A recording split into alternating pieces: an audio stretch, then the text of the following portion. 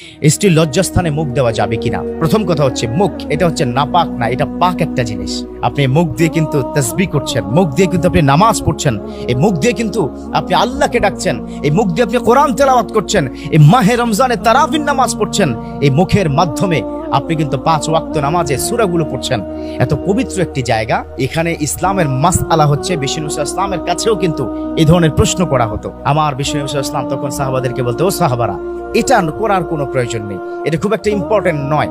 তবে ওয়ার্ল্ডের ম্যাক্সিমাম যারা স্কলার আছেন তারা এই বিষয়টা এভাবে সমাধান করেছেন, যদি স্ত্রী কোনো কারণে এই বিষয়টা অনেক বেশি পরিমাণে অনাগ্রহ থাকেন, তাকে এই বিষয়টাকে একটু আগ্রহ তৈরি করার জন্য সর্বোচ্চ গোপনাঙ্গ পর্যন্ত যাওয়া যেতে পারে, কিন্তু যখনই সেখান থেকে লিকুইড বা স্পামটা বের হবে তখন আর ঠোঁট বা মুখ সেটা দেওয়া যাবে না।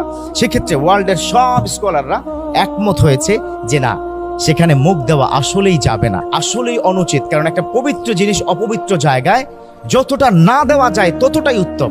আর এই বিষয়গুলো ইদানিংকালে কিন্তু প্রশ্ন এসেছে। আমি ওই কারণেই পর্নোগ্রাফির কথা বলেছি আপনাদেরকে, যে পর্নোগ্রাফি দেখার কারণে আজকাল ইয়াং জেনারেশন, ইয়াং পিপলরা তারা কিন্তু এই কথাটা রাইজ করেছে, তারাই কিন্তু এই প্রশ্নটা করেছে।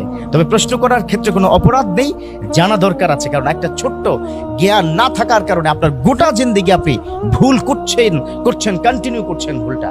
সো আমরা ইসলাম থেকে যেটা জানলাম, স্ত্রীর লজ্জাস্থানে মুখ দেওয়া হয়তো কিছু কারণে যেতে হতে পারে যদি তিনি অনাগ্রহ তৈরি হয়।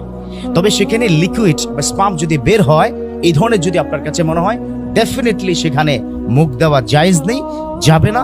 না দেওয়াটাই ইসলাম সম্মত, এবং একজন প্রকৃত মানুষ কখনোই এই কাজটি করতে